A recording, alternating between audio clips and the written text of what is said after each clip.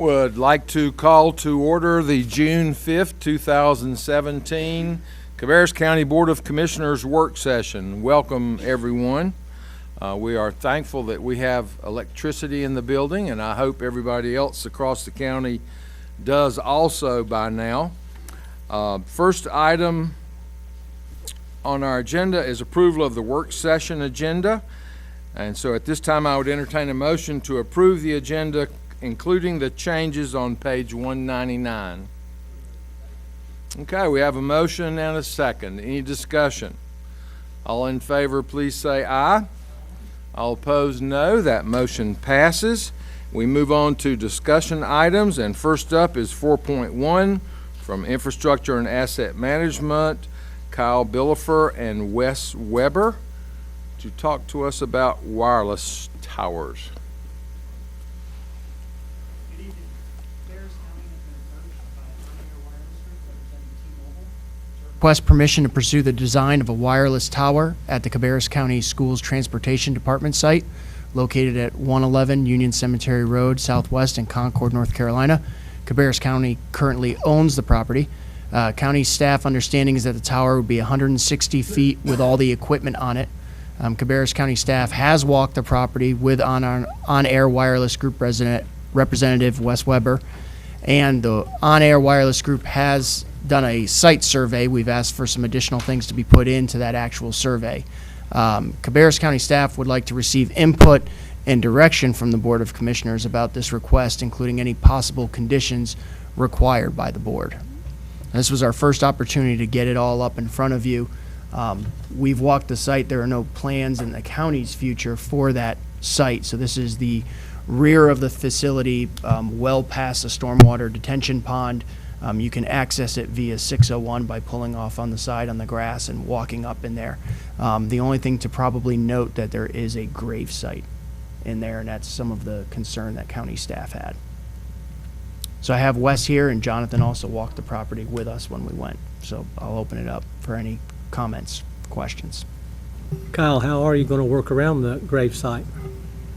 Well, that's part of what we're asking for the board is how far you would want us to require them to stay off of it. We did search for as many markers as we could find and did find one or two markers of that site. So years ago when we had the property surveyed, Mel Thompson did that work for us, and he did an approximate outline and plus added some, because there are very few markers there, but there was evidence of the graves, the depressions, and the vegetation that indicated where they were. So he outlined that and then added some buffer to that. So we would suggest that we have some buffer from that for this tower site, and then have the company survey both where Mel Thompson had surveyed that outline of the grave sites, as well as to survey out that buffer area. If it's relatively close, if they want to locate the cell tower relatively close to those grave sites, would it be feasible? I mean, there's probably nothing there now but just dirt, grass, and weeds, and maybe a few trees or whatever. Am I got the right impression of what's there now? I think so. The grave sites, and I'm trying to think the one headstone, what the age of them are. They're close to, but probably less than 100 years old. So I think that we would want to leave it intact, not disturb the area. Well, what I was sort of leading up to, would it be feasible to ask this company, since they're going to be in there and they're going to be doing the work for the cell tower, that they maybe do some type of a permanent protection around those grave sites? I mean, I don't know where that would be feasible, because then again, when you do that, you might be putting ourselves in a situation where we got to do upkeep and maintenance and all that. But if it's already on the county land now, nobody's doing anything, I suppose. I mean, because I know the area you're talking about. We are not maintaining it at all. It's completely overgrown. Well, that's what I was talking about. I don't want to create more work for us, but maybe somehow that could be incorporated, though. If they're relatively close, that part could be protected and maintained. So it's not currently fenced? There's nothing there? It is not. Okay. And so Well, we had I mean, something similar, of course, if you're familiar with Farm Hill Park, that actually is Rocky River Presbyterian owns the site where that graveyard is in the middle of Far Mill Park. And when that was developed, we did put a fence around that, and it's maintained. In this case, this is a county-owned property, and that was the county home, and the grave sites are associated with the county home. So it may be appropriate to put some type of fencing around it and then us to maintain that. But Mr. Weber's here. I don't know if he wanted to address them identifying that and fencing it. Yeah, I did want to jump in with a couple points. The intent is to keep the proposed tower location, at least the tower height, away from the gravestones, so that if and when, worst case, it certainly wouldn't disturb or upset the area in any way. We're kind of working between a couple different points. The City of Concord requires it. It matches, but there's a setback requirement. Initially, the way it's drawn up is to meet that setback requirement. I believe it's 1.25 times, but it's drawn up right now, and the intent was to meet that setback requirement. But just for purposes of reference, the survey was just completed about a week and a half ago, and so we're still working through a number of these issues. But kind of what the hope might be is if we can work with the city on that setback requirement, one, we can take it north and keep it, again, if the county prefers to keep it farther away from the gravestones. To your point, it is overgrown. We can certainly take it north if the county wants a double tower height or whatever the requirement might be. But also we have some gray area to work with the city to come back against 601. Right now we show a 160-foot access road, and if you scroll down a few pages, there's a preliminary survey that shows the exact dimensions. Zoomed in a little bit, but we show a 160-foot access road right now before our 100 by 100 compound. So there's quite a bit of extra space to work there. When we first drew it up, I believe the corner of the compound ended up in the 40 to 50-foot range from the gravestones, but again, our intent's to keep it at least tower height away so that if and when it wouldn't disturb that area. I guess a couple thoughts. I don't think it's unreasonable to ask for them to put fence off the, black wrought iron, something pretty basic, but something that will last. Sure. 50 feet's probably fine, but what may happen is once you start, I guess typically when you come across the gravesite, you have to go survey each marker and start digging around, and then that whenever, obviously I guess that's expenses on you guys as Yes, well. sir. Which may, ultimately there's a specific spot you're going to need your tower, otherwise it doesn't work. So, as far as direction goes, I'm okay with the exploratory, taking a look around and seeing if they can make it work. We certainly don't want something that we really have to actively maintain, but a black wrought iron fence, that's not. I don't think that's a real issue. So anyway, what are the terms? Have we gotten there yet, or is that okay? We've not seen a proposed agreement. We would have to bring in Mr. Cook on that. And that's fine. And what is the life expectancy of a tower? So the way the template agreement reads with this customer, just to be clear about the lay of the land, T-Mobile works with a company called EchoSite, who's what they call a build-to-suit vendor, and essentially EchoSite's going to build and maintain the structure. T-Mobile will pay them a monthly rent.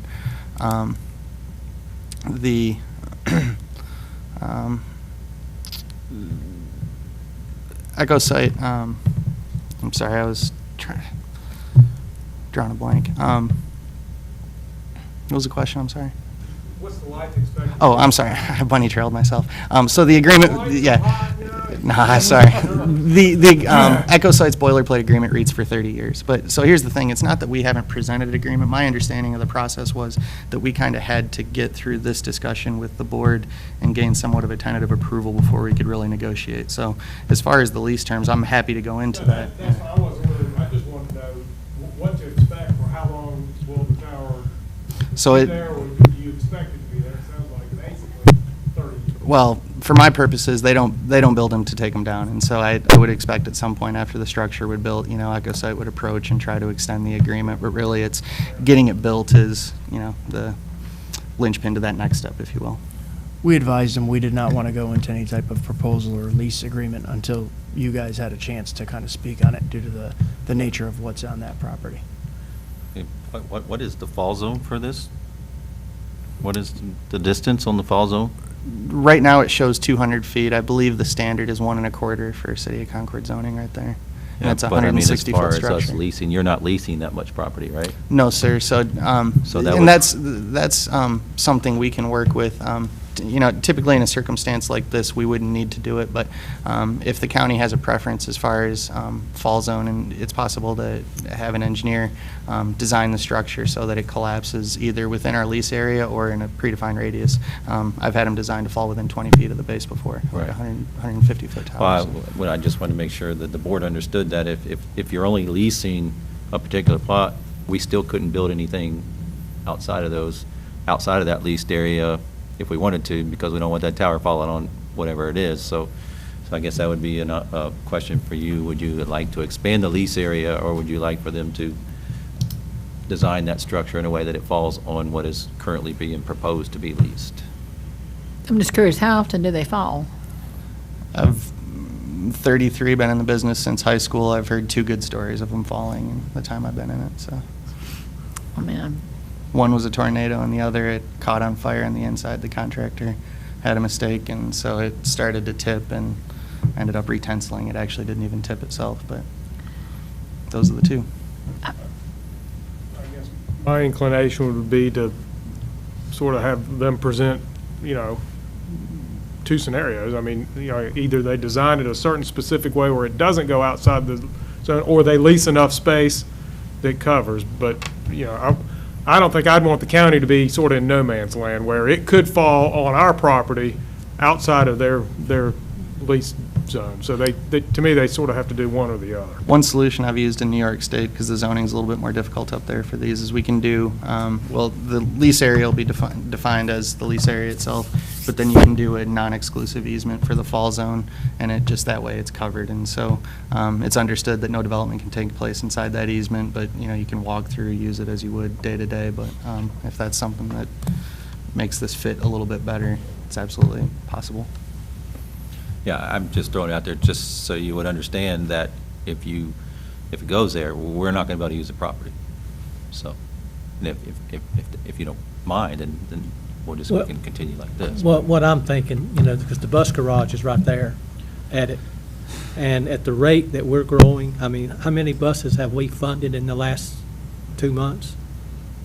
40, 50 buses between, they're all housed from Kannapolis City Schools and Cabarrus County Schools there. I think they're maintained there. I think in the summer you actually house them on school sites in some areas because there is not enough room. Yeah, there and so currently. that might be, at some point, that, and the bus garage itself is not that many years old, but at the rate that we're growing, there may be a need for property there.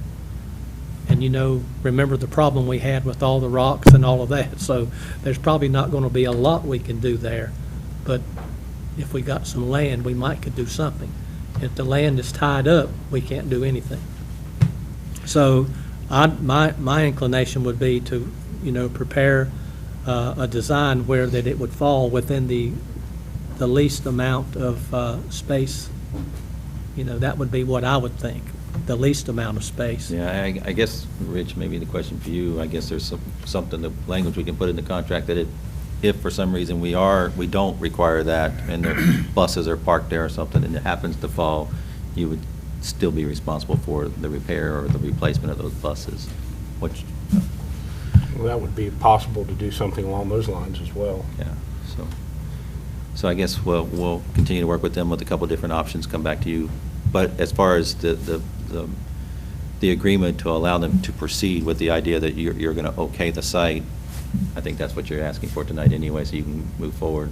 Is that correct? I would love that, but. Yeah. Yeah, and Working with I have no process. problem with them doing that, because it's just vacant, empty land, it's growed up, overgrowth and all of that, and it's probably not that much usable anyway. But I do think, though, in addition to, the fall zone there for the tower, that we really ought to, just out of courtesy for the deceased, to try to protect that area some way.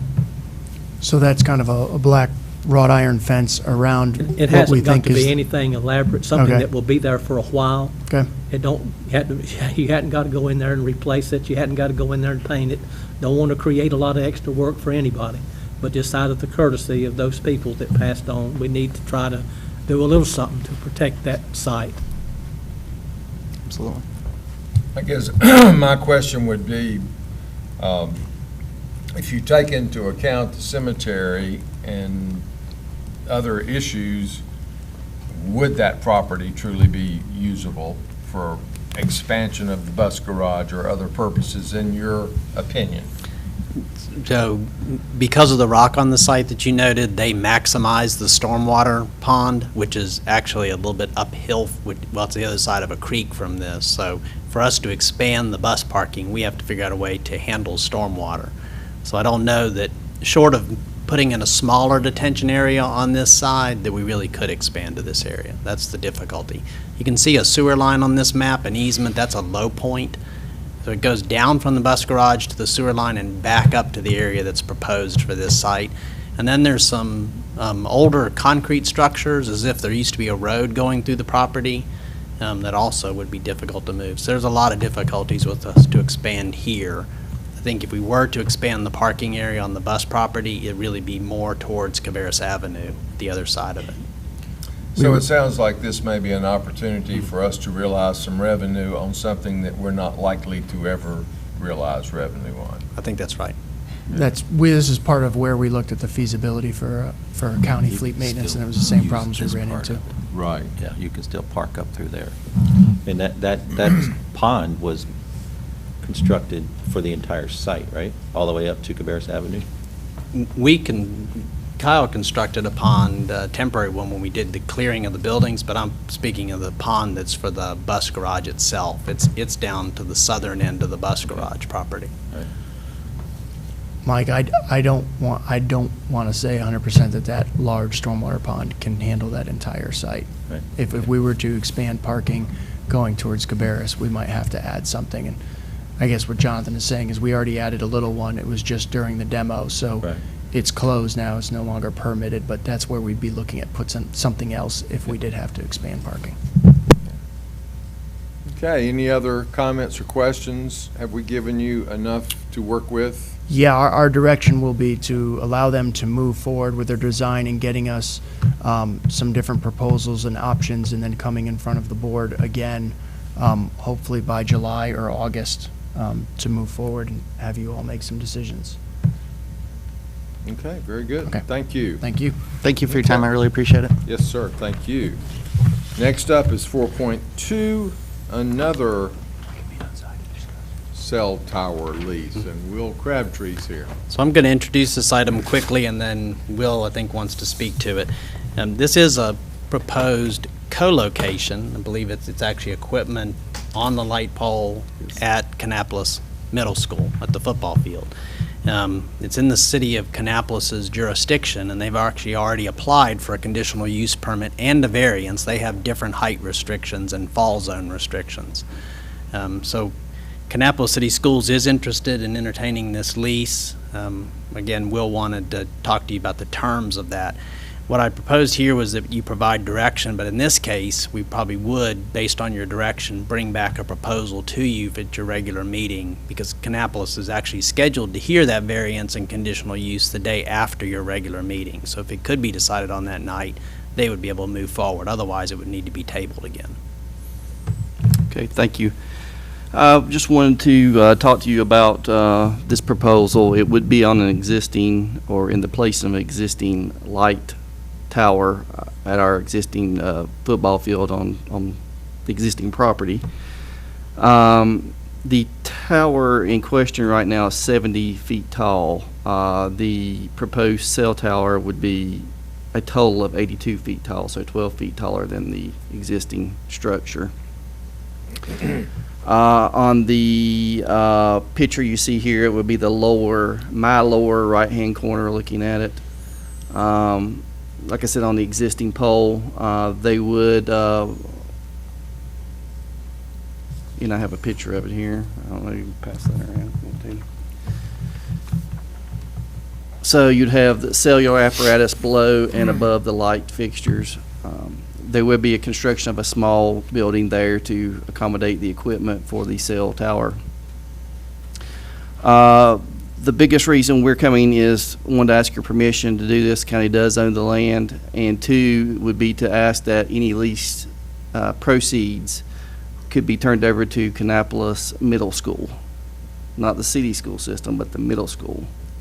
And the purpose of this would be for the middle school to purchase assessment software for its students. So I will open it up for questions or comments. And again, for those of you who recall, as we've sold easements in the past or done things like this, you have approved that the money go to that particular school that's affected. Okay, questions for Mr. Crabtree?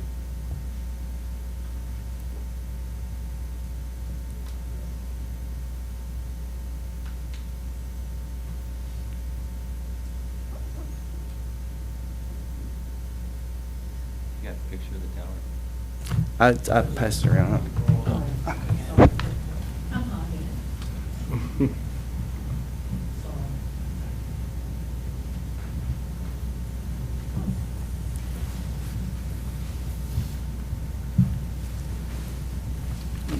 There's also an aerial on page 32.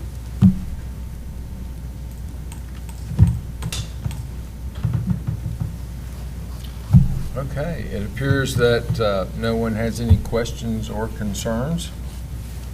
So am I hearing that we are okay with them proceeding forward with this? And will we take this up at our regular meeting, or what's your timeline? I'm assuming I need to Yeah. bring an agreement to the regular meeting. Actually, we would propose, we would alter the requested action for a motion to approve this lease in concept with review and revision by the county attorney. There are they presented actually an option to lease that Mr. Cook may want to speak to, but the other thing is we are limited in the length of a lease we can enter into on these with property, so we'd want to make sure it conform with that. So we'd just really be bringing for you a motion to approve this in concept with lease payments then benefiting the Kannapolis Middle School, and review and revision by our attorney to work out the final details. That is correct. The documents that they had proposed, when you read them, it actually appears to be multiple one-year options to enter into a lease. Then the lease would be 30 years. Under the statutes, as they presently are, the most you can go on a cell tower lease and considered a true lease as opposed to a sale for purposes of how you treat it is up to 25 years. That would include any option periods. So they're proposing these multiple one-year options and then basically a 30-year lease, which would put it into the sale provisions under the statutes. So I think we need to work on that a little bit, but if you're okay with the concept, then we can work on the legal documents later. If it turns out that at your regular meeting you you approve the concept to do this. But I think that's what Jonathan was referring to, is that what they proposed really would require that you go through the sale provisions for a lease of that length. So we're going to have to work on a few things from a legal perspective. We could actually bring a final agreement back before you, but I guess the time constraint is if you approve it again in concept, that allows the Kannapolis Planning and Zoning Commission to handle the conditional use and variance. And of course, I think we could place at a condition those would have to be approved, but of course they'd have to be approved for it to be permitted anyway. So I feel a little unequipped on cell towers and the questions that I should be asking. Is there a negative to this that I am not understanding because I'm not? Well, typically a Up to speed. variance would make me a little nervous because they're asking to not meet the conditions of the Kannapolis zoning ordinance. In this case, they have a 300% fall zone. I think the biggest issue is Kannapolis Schools has to judge since this is on a light standard next to their football field and presumably some stands, they have to judge any risk associated with that, being near an occupied area like that. I And think the that's risk something. would be extending the existing pole 12 feet. 12 feet? And I think, given the placement of it, where the stands are, we feel pretty confident that it'll be okay. I mean, we had a 70-foot pole there to begin with, so. Okay. The county will be the leaseor, right? Yes. Is this amount a negotiated amount, or is this what they offered? This is what they offered, so So- county wants to. So we can negotiate that out, so. Yeah. that's- Because this is really that's just, us. this is just for the options. We would, I think Kannapolis schools and county will want to negotiate that monthly lease. Okay, because there's an actual amount in here, I want to make sure. Yeah, the way it's set up presently, or the way it was proposed presently, is they would pay an annual option price of $800 for each one-year option. And then once it went to lease, it would be $800 a month. So that's the difference.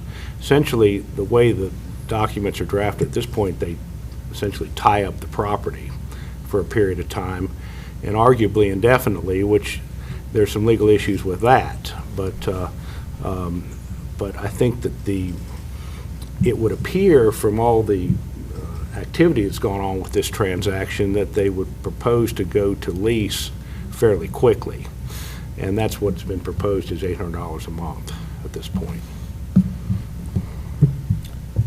So, and perhaps you answered my question and I didn't get it, but to approve this in concept, do they need that now, or is it adequate at our regular meeting? I think it's adequate at your regular meeting. Okay. So I would alter the proposed action on this and then adequate for you to act on it at the regular meeting.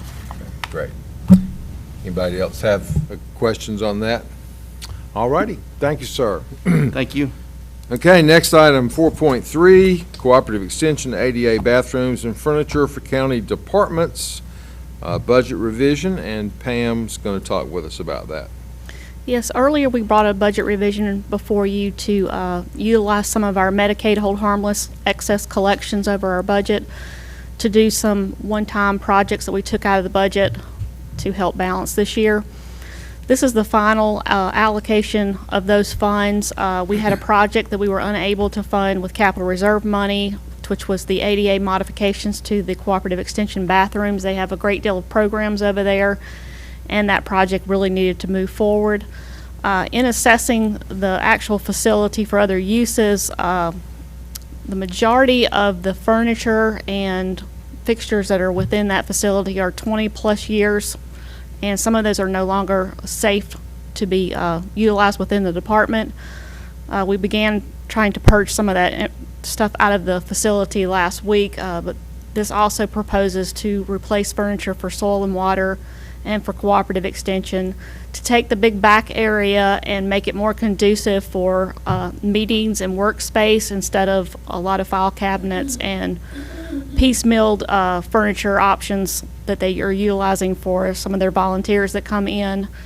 And so that was the purpose behind the budget revision, was to get those two projects completed so that we could fund them out of the current year's revenues and not have to put them in next year's fiscal budget. Okay, questions for Ms. Dubois? So all of these furniture replacements are at that facility? There are a few in the governmental center pending some moving around of departments, reallocation of staff in different areas. There are maybe 2 or 3 offices within this building, but the bulk and majority of them are at the soil and water. It's basically replacing all the furniture for soil and water exclusive of the front desk reception area and all of cooperative extension except for 2 employees that have new furniture. There was one item that stood out to me, and I can't find it right now, but was soil and water repairs of a drill for $15,000 or something like that. What kind of drill? If there's a seed drill that they rent to farmers for their warm, Okay. native, warm season grasses to be Correct. seeded. It's a big piece of equipment that hooks Okay. onto a tractor. Okay, I felt sure that was something along those lines. I just wondered what kind of drill took $15,000 to repair. That was the project ordinance, that's a previous project, but It's however, we will be most likely doing some kind of permanent storage of that on the site, possibly drilling through the concrete to where we can leave that piece of equipment there and chain it down so that they don't have to go to the warehouse and back, but Right. it's kind of ironic that that is part of the conversation, but we are not actually purchasing anything for that drill at this point. Okay. Okay, any other questions? All right, we'll move to 4.4, purchase of overflow parking lot property. Jonathan Marshall will tell us about that. I sense someone's going to accuse me of deja vu all over again on this one. This is the Overflow Lot at the Concord Senior Center. Some time ago, we've been leasing that for $1 a year. Some time ago, we proposed, after negotiations, they offered either an extended lease or for more than $1 a year, or purchase. And I believe the Board of Commissioners leaned towards purchase. When we went back to the property owner on that, they said, no, we just want to do lease. We've been working on that lease now for a year with cross easements, surveys that haven't taken place. We've not paid them anything, which is unfortunate for the property owner because we've continued to be able to use it. But now they've come back and they would just like to sell the property. So they've extended what was the appraised value, and the appraisal summary is attached, so it was $64,000. What we had proposed, what Ms. Farrington had proposed, was that you use the commissioner's contingency to fund that, and then we purchased the property for that amount. Certainly, we need the property. We park in it all the time. At the time of this appraisal, which dates back, you can see it's January 6th of 2015, but it was actually conducted in December of 2014, so that was the price then. And I did have David Thrift review that, and he was comfortable with that appraised value. And then I guess the final thing I would propose to Mr. Cook is that we close as quickly as possible if this is approved. I would totally agree with that. We've been working on this for quite a while. It has gone back and forth with different proposals. Okay, any questions or comments? All right, we will move to 4.5, Duke Energy easement approval. Jonathan again. There are two utility easement approvals actually in a row for items 4.5, 4.6. Both of them are easements required by Duke Energy to supply power to school sites. One of them was incorrectly approved and signed, even though it said Cabarrus County was the property owner. Cabarrus County Schools signed it as for approval, and it was recorded, and we were sent a recorded copy. Cabarrus County is the owner of the property, so it needs to come to you for approval, and that's for the new Odell Elementary. And the second one was for Royal Oaks. Same thing. They are actually still negotiating the path of that because they do not want it to disturb the oak trees from which Royal Oaks gets its name in part. So they're negotiating that, so that would be subject to them finalizing that. But I spoke to Tim Louder this morning, and they're very close to having a final route for that. So it's really just the approval of these two Duke Energy easements to supply power to one school that's been occupied for one school year now, and for another that's under construction. There was a mistaken belief that under the agency agreements that we grant to the schools when the county owns the property, that they had the authority to grant easements, which they do not. So that's why it has to come back. It's a conveyance of a part of the real estate, and that can only be done by the record owner. Okay, any questions on that one? All right, we will move to 4.7. Jonathan, again. I'm going to let the chairman also speak to this, but this is an item, we've talked about the safety of the North Carolina Highway 3 or Davidson Highway Odell School Road intersection for some years, and looked at some spot safety improvements for that. And it's been requested by residents, by commuters, by the businesses in that area. So North Carolina DOT has assessed this, and they've determined that that based on a cost-benefit analysis, and they have a way of determining what kind of accident reduction they would expect and a benefit from that, that the solution at this point that's warranted is a stoplight and turn lane.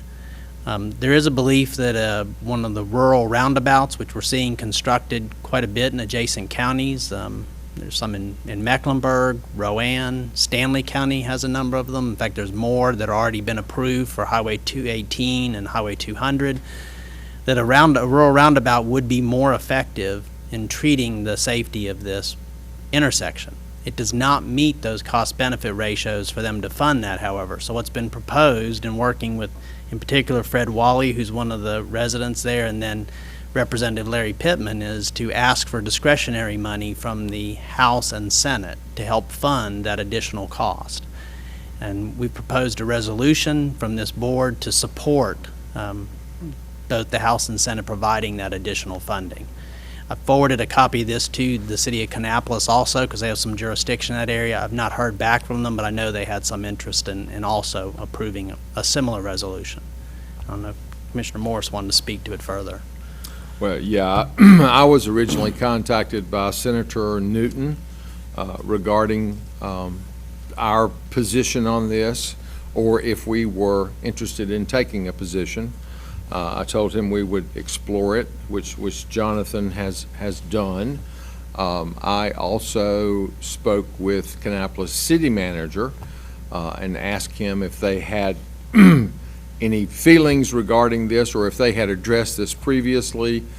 He was familiar with it and said he felt sure they would be happy to join with us if asked, or propose a resolution themselves. But this is Highway 3, which of course is there is already significant congestion on that road, certainly at certain times of the day, the Odell School intersection,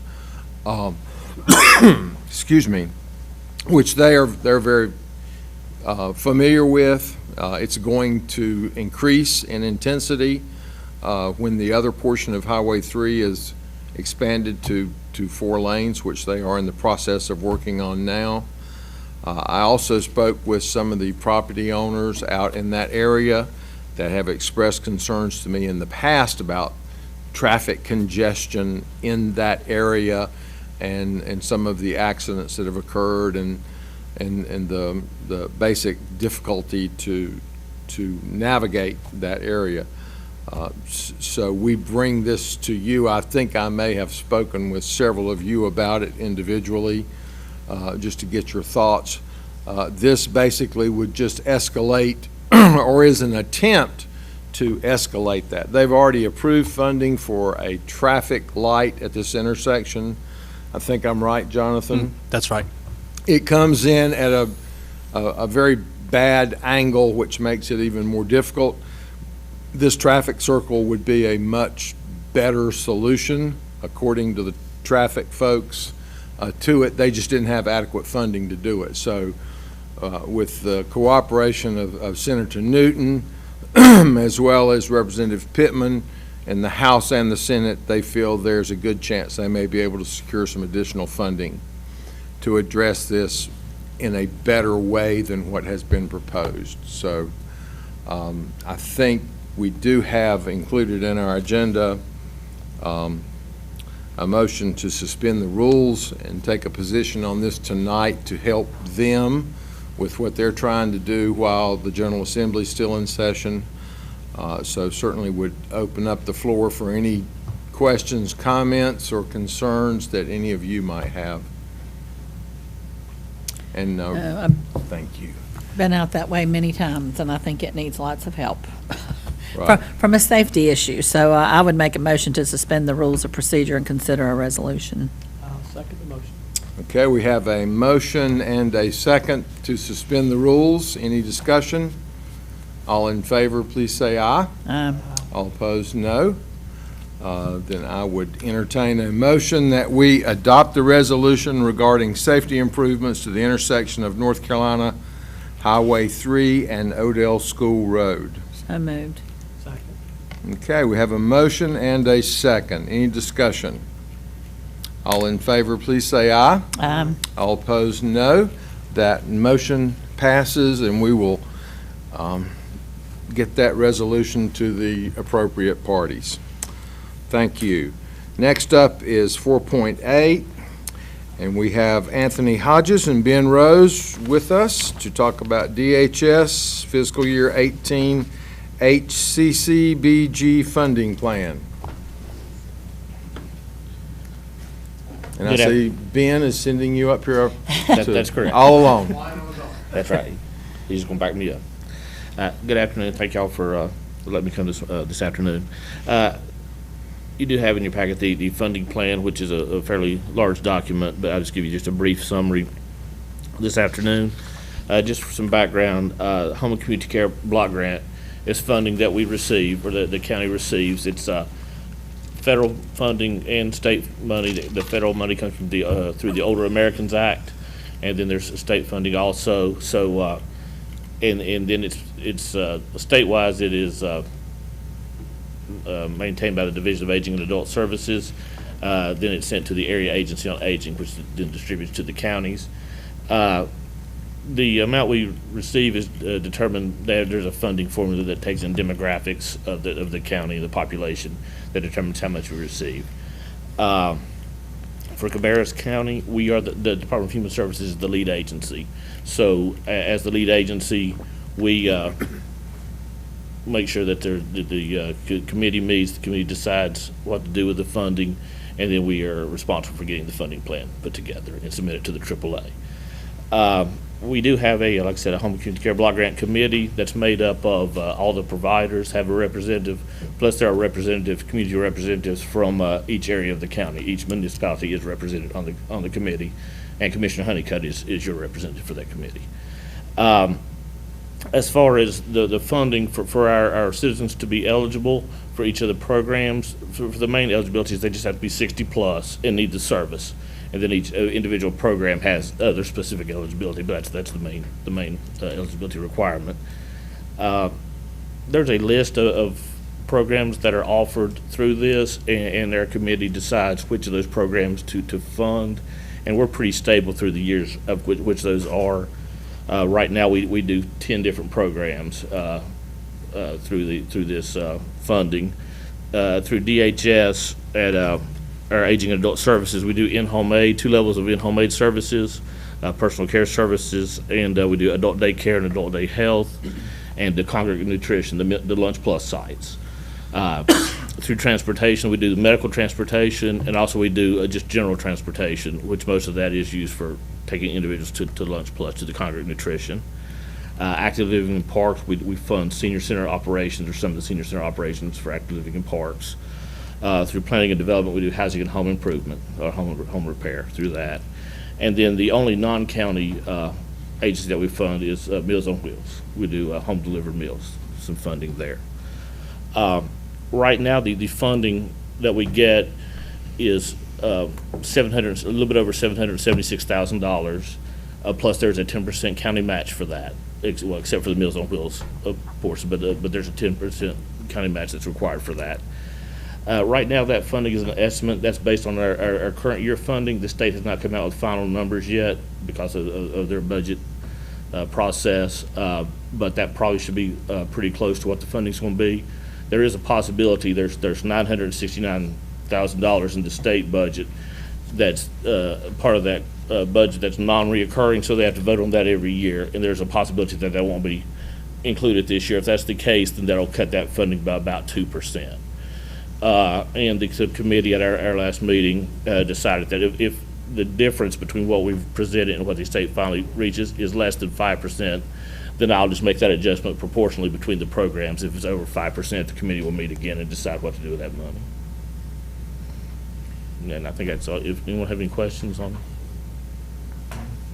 Okay. If it's okay, Anthony, this is the first time you presented to the board? Yes, sir. Yeah. Anthony is, you remember Kathy Maurer.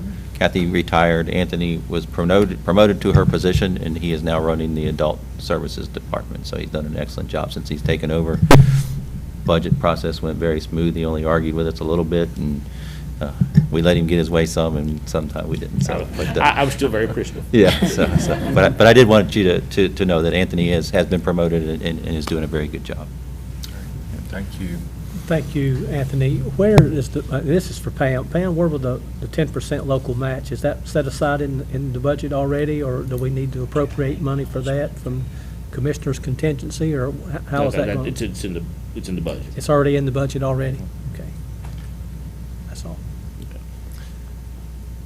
We get a lot of bang for our buck out of that match, and I know that all of you have probably have some experience with some of these programs, but those Lunch Plus sites I've mentioned before, having spoken with some of those folks that have participated in that is really a very important part of a lot of these seniors' lives. That's their opportunity to be independent and to have some socialization and be out with other folks, and it's a lot more than just having lunch. They have a lot of other activities involved in that, and I'm sure that all of you have probably had some experience with Meals on Wheels deliveries as well, and seen how important that is to a lot of those folks that can't leave home.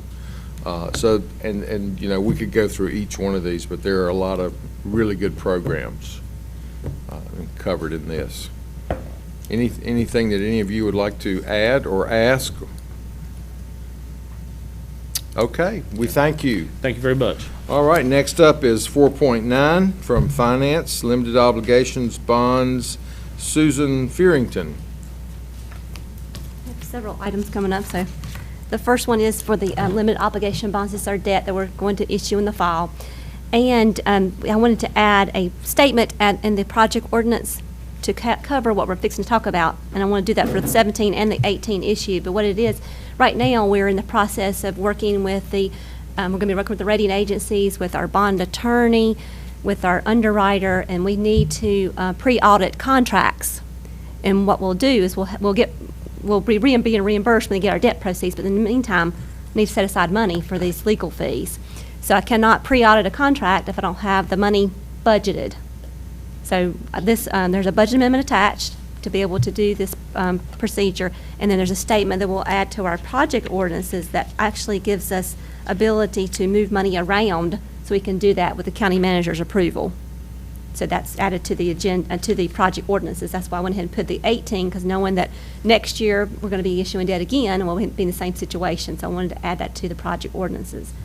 Also included in the budget amendment is just a moving around some money to from our parking deck architect to our land purchases, because come July, when we get a tax bill, there's going to be a little bit of tax that's owed on the parking deck because it was not county-owned on January 1st. So it's about $2,500 that we'll need to cover for that. So that budget amendment will take care of that bill.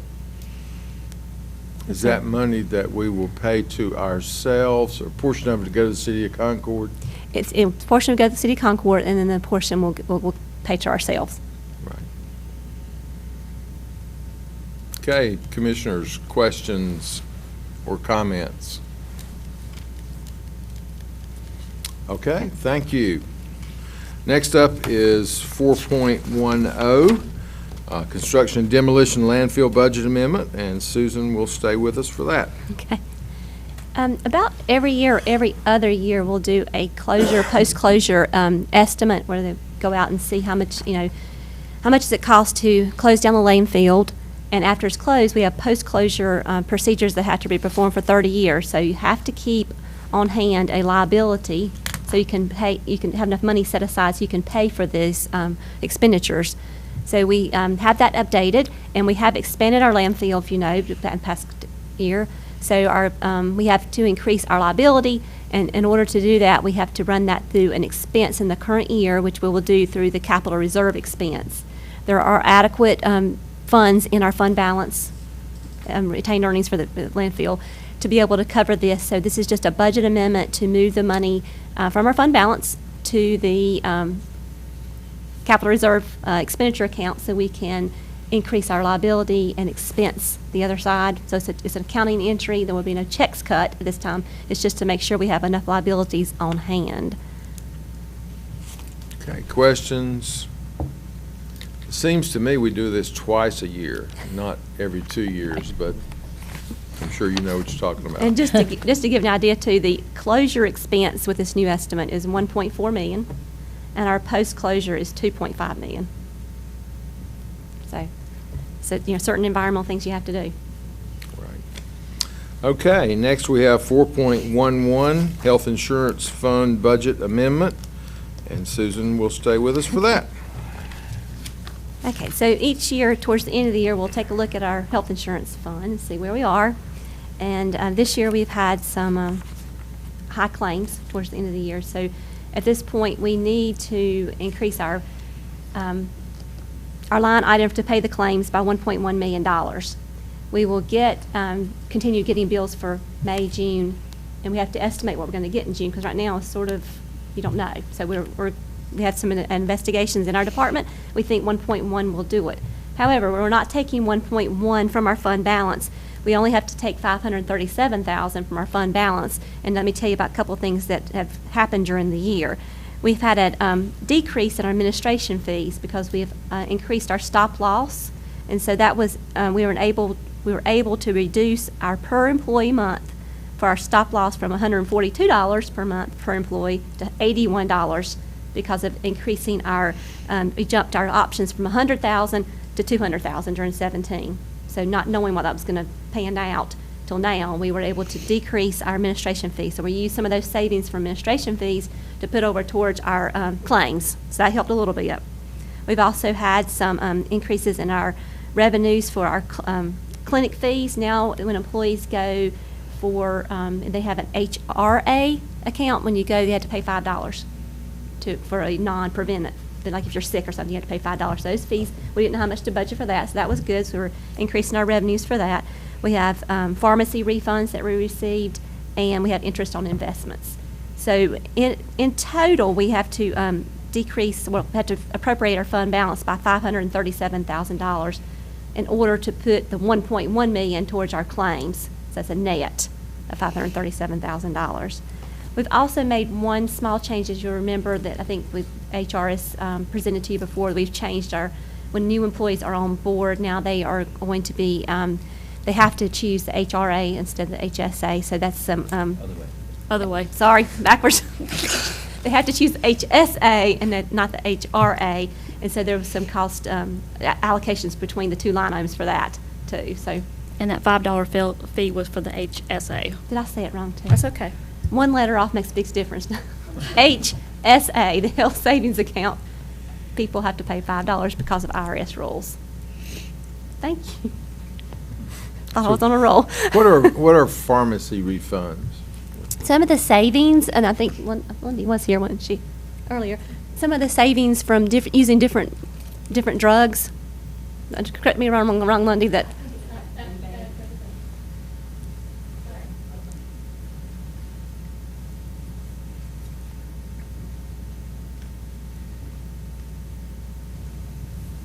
I think that's a type of rebate that we're getting off of some of the pharmacy expenditures, but we can research that further and give you an exact answer on what that amounts to. Right, okay. I was just curious. From the drug company? We have different tiers of our drug plan, and I think, yeah, it has to do with that. Okay. I'll get you a detailed answer, though, because I don't want to lead you wrong on that one. Right. Okay, any other questions for Ms. Fearington? All right, then we will move to 4.12, update of capital project fund budgets and related project ordinances. Okay, this is my last one. So, I brought to you last month several of our smaller construction multi-year funds. These are the remaining ones that we need to update for the June 30th year end. And like I said, each year we look at the multi-year funds and then look and see how much revenues we received, and then we need to update our expenses, because this is not part of your annual budgeted workshops and your process. So this has to be done with a project ordinance. So we will have multiple project ordinances for Mr. Morris to sign after we get through tonight's meeting, or actually the main meeting, to increase our project ordinances so that when the departments are ready to spend their money, that they've collected some extra revenues, then they'll be ready to spend the money on different projects. So just to give you an update, there's several funds there, but the construction and renovation fund that will be increasing, that's being updated for some Rob Wallace property purchases that we had done this year. Just to get those recorded properly, we have to record the full amount of the property, and it's more like a book entry for that. So that was why we had to bring the construction renovation fund to you. The school construction fund is where we have our cash-funded school projects, and Odell Elementary School was finished this year. So some of the savings from that, it's freed up. It's about $77,000. So we'll be able to allocate that to some other projects at your discretion at a future point in time. So we'll have that setting in an available account, so we can let you know that when we have maybe some school projects we need to have some funds for. That's $77,000 sitting there waiting for a project. Is that left over in contingency? That's not from their contingency. We had already cleared that part out of our capital reserve. This is sitting in the actual construction fund. So it comes between different line items on the budget amendments. It's like a mixture of like their administration and engineering, architect, just various, all their equipment. In other words, little tiny amounts. So it really would be under budget then? Under budget, Under yes. budget, excess under budget. Under budget, yes. One of them was like a penny. But we had to clean up the fund. So, but yes, the largest one, it looks like was $19,000 on the construction owners. We had $19,000 left in that line item. So that was good to get that finished this year. The other fund was the community development block grant. That's where we have our updates to our home programs. And so that budget amendment is also in your packet for the home programs. The next one is the small projects fund, and that's where we have, like you said, small different projects around the county. But for that one, we're going to be increasing our revenues and related expenditures in the areas of deferred taxes, Board of Elections, and registered deeds, and we can have that money for future projects. Unlike, like I said, the annually budgeted funds, these projects keep their fund balance, keep everything in that project, so at the end of the year, in the general fund, everything closes in a fund balance. These projects, this is multi-year, it's the beauty of having a multi-year, it continues on till you need the money. The remaining smaller funds are the Sheriff's Department, the Department of Aging, and the Cannon Memorial Library funds, and those particular project ordinances are being updated for things like revenues from interest or user fees and fire range revenues for some of those things, and some donations. All that's presented in your packet with appropriate budget amendments and project ordinances. Any questions? No, that was fast, but. Okay, no questions? Thank you very much. Next up is 4.13, Planning and Development, Home Plans and Programs, and we're glad to have Kelly Sifford with us. Thank you. As you know, with the home funds, they're federal funds, and when we take those federal funds, there's strings attached. And so these strings are all these types of different plans and programs, and you had them in your packet. They're related to fair housing, Section 3, Section 504, anti-displacement, relocation, equal opportunity employment. So a lot of the stuff is stuff that we do anyway as an organization, but we're required to affirm it. So these plans and programs will be before you for adoption, and I'm setting it for a 3-year period to take us through 2020. You can kind of adjust them, but 3 years is about as long as they like for them to go, and so that will take us through 2020. Do you have questions? Okay. Any questions for Kelly? Thank you. Thank you very much. Okay, that takes us to 4.14. That is set aside for general budget discussions.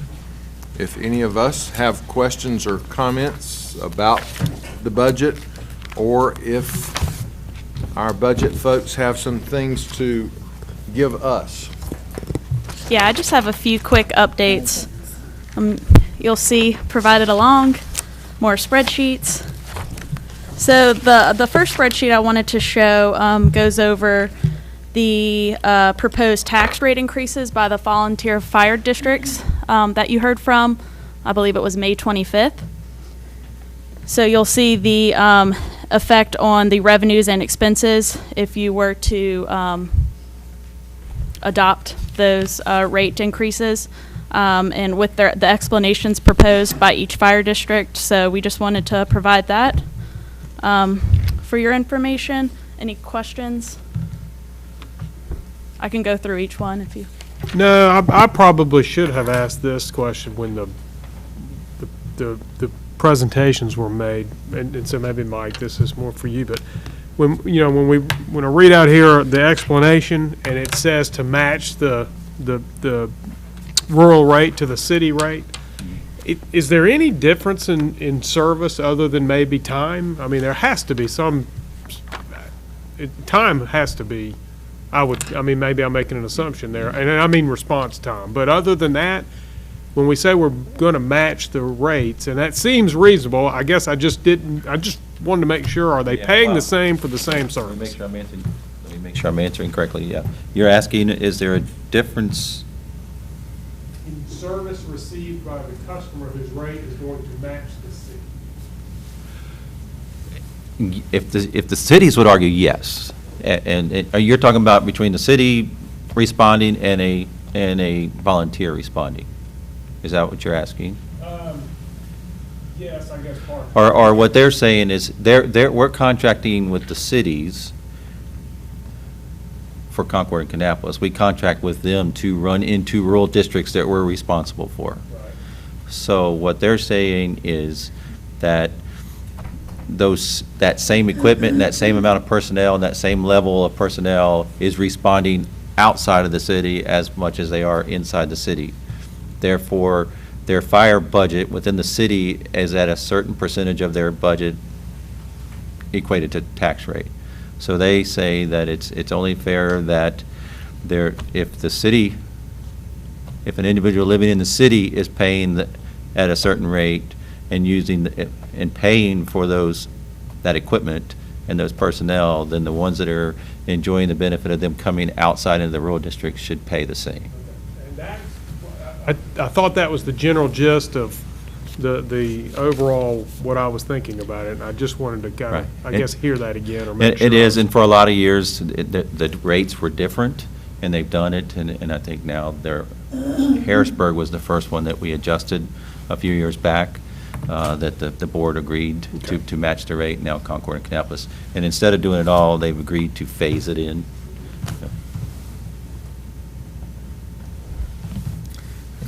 So that was like Jackson Park. That's a city-operated fire department, right? That Jackson Park is actually a rural district or an unincorporated district that we, 6-7 years ago. At least, yeah. As Concord was going around them, Mm-hmm. that the county decided to contract with the city of Concord to run those Right, calls. okay. So that would be the same situation as Concord Rural. Correct. That's right. So we Yeah. call it Jackson Park because it's the former Jackson Park District. So Right. the part was not incorporated into one city or another is now handled by Concord. Okay. Okay, other questions? Alrighty, so I'll go through the next spreadsheet very quickly. Same with the general fund when we're updating the salary projection to match as closely what we have in our current live payroll. We had $952 in payroll changes that hit the landfill account. So what you're seeing there is that $950 expense showing up, so we have to balance it, of course. So the new proposed budget for the landfill is now for FY18 is proposed at $971,952. So that's what that changes. And then the big spreadsheet, of course, is going over the general fund changes. So I wanted to highlight a few changes that have come to our attention after we last presented the changes at the May 25th budget workshop. Two of them involve minor changes of around $1,500. one for our Human Resource Department for a MPA course that I believe 2 employees would be eligible to take at UNC Charlotte for further training opportunities. And the Central Iowa Council of Government, we had an increase in fees or dues, so you'll see that change noted there. And we also, Susan has been working with the tax department, and we have around $343,000 for proposed increase in valuation for personal property and vehicle taxes that you can see shown in additional revenue for FY18's budget. And so that leaves, in order to balance, $343,000 and now $42 sitting in unallocated contingency. Are there any questions with any of those changes?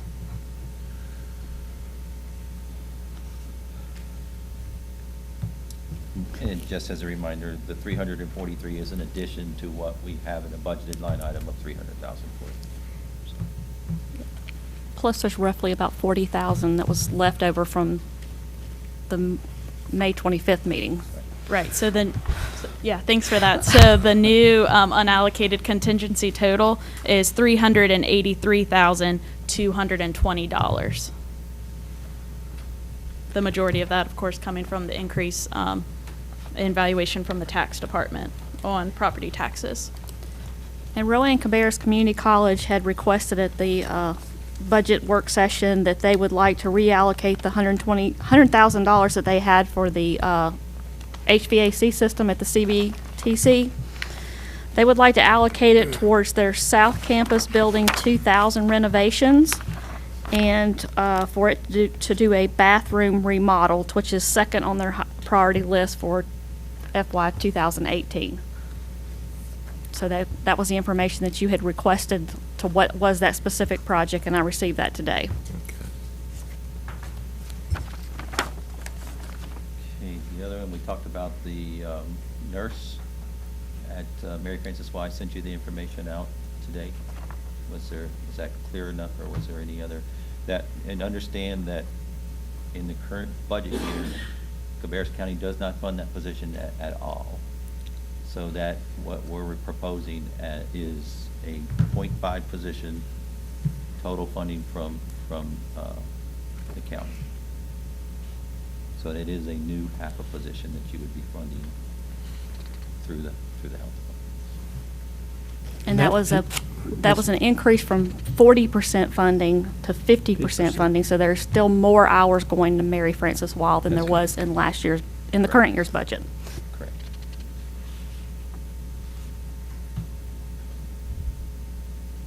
Any other questions? On the air conditioners, the RCCC air conditioners, if we give them that flexibility and the units break, where does that, how do they get fixed? Where does that funding come from? You mean if they spend it on something else? Yeah. Then they're going to come back to you and ask. Okay.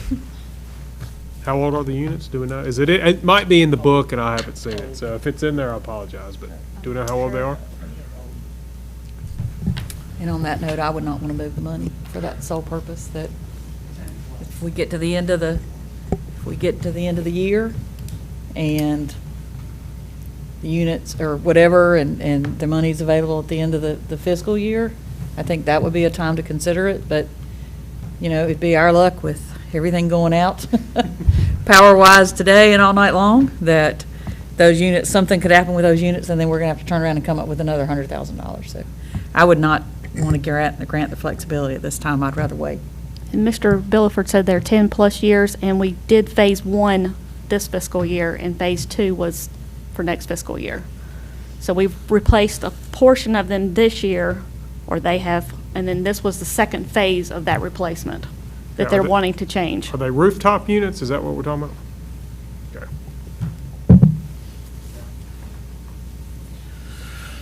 I guess I would tend to agree with Commissioner Poole. I'd be a little nervous about if it's, I like having the idea of flexibility where the people that have the units and have the needs get to decide how they want to do things. But at the end of the day, when we're picking up the tab, I think that means that we get to have a little bit of say. So I would think if they've been identified as old enough or at the end of getting near the end of their useful life, or maybe that it's been accelerated because of whatever the reason, weather and who knows what else. But if they're at that point that they've been identified to be replaced, I'm not inclined to say, well, let's do something else and hope that they hang on. So I would agree with Commissioner Poole.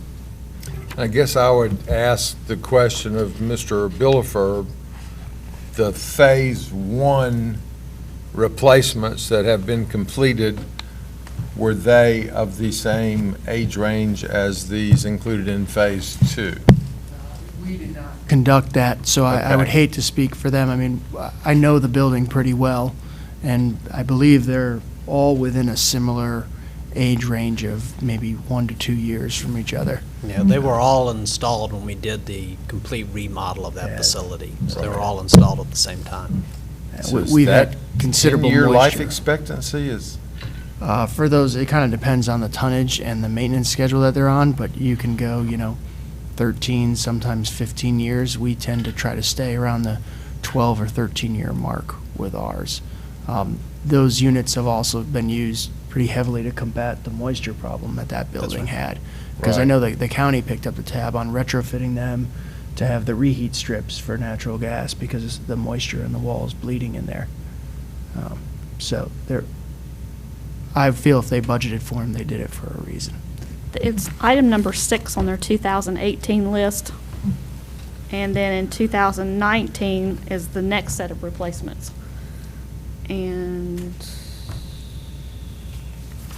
that's it. So I would assume they'd be backing up a phase is what they're telling you. It's kind of like if I come to you with 3-phase projects, and all of a sudden I say in the middle, we need to push back and do something else. We're going to be pushing back all those phases. So that third phase gets 2 years out from now, and then that would actually become where the real concern is. At least if it was me, if it was my building, that would be my concern. That was my concern also when we talked about asking for that flexibility. And my question or concern, I probably should have asked this then. I think, Pam, you said that this project about renovating the bathroom was their number 2 project. What's wrong with their bathroom? I mean, what's the reasoning behind moving it in front of the HVAC system? I don't know how old Building 2000 is, but the total project was the renovation to classroom spaces and facility infrastructure in Building 2000. And I do not know how old the building And is. that total project was $1,171,000 was the total amount for that project. Well, I felt like this when we talked about it before. I like Commissioner Poole said and Commissioner Blake Kiger said, it's good to have flexibility, but when you're looking at expenditure like this, that could be $100,000 or more, and if we let them have the flexibility, they spend the money, then the AC unit goes out, they're going to come back. And I'd rather hold off. I mean, what you're doing is you're just buying another year. It's just a big risk, really. You're just saying, hey, we'll do this and hope that it don't go out, but to hope to fall back on the county if it does go out.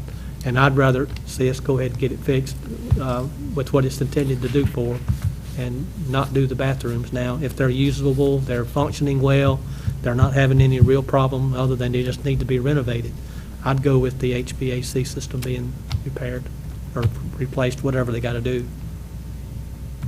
I think we have heard from a majority of the board, the consensus is not to grant the request to move the funding. Okay. I think the only other issue that you had questions on was concerning the tax collection rate, and we sent that information out to you. Did everybody get that before they came in? I have not looked at that today, but that's fine, I will. Okay, and Mr. Mitchell is back there if you have any questions concerning that. That is for the year, that's 15-16, I believe. The latest one is 15-16, but Come on, yeah. excuse me. The handout I gave you This is 13. is for 4 years. So you can get a picture, I've got it highlighted, what the rates were in Yeah, it doesn't rank us in this one here. However, we were ranked 44th, but as the last couple of years, we've been putting in measures to increase that. Some of that was pending appeals, pending lawsuits that we weren't settled. Yeah, but the whole point of me running that was to show that it's increased the last 3 years, and so Right. that's really, anytime we increase is good, but our goal is to be at 99% by the end of the fiscal year. And our current collection rate is already over last year's collection rate, and we still have 2 months to go. So we figure we'll be at 98.8 and with all, if we move it up to 99, that moves us from 44th to top 20. So it's moving up. It's trending up.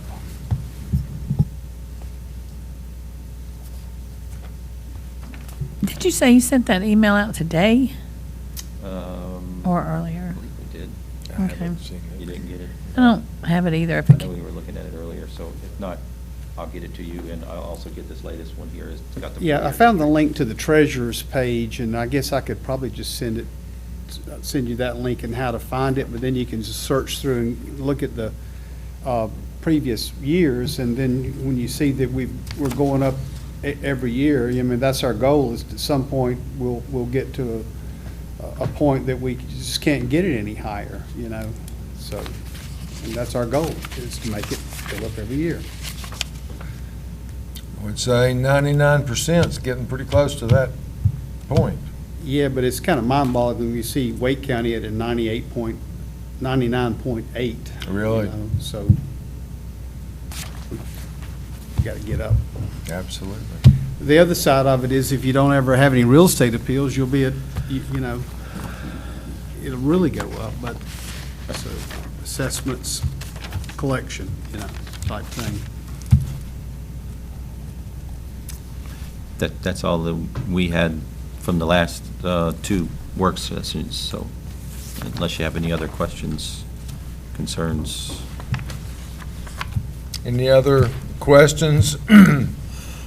Next item will be approving our regular meeting agenda, which does include approval of the budget and public hearing, so now it's a good time to get any concerns out on the table if you have any.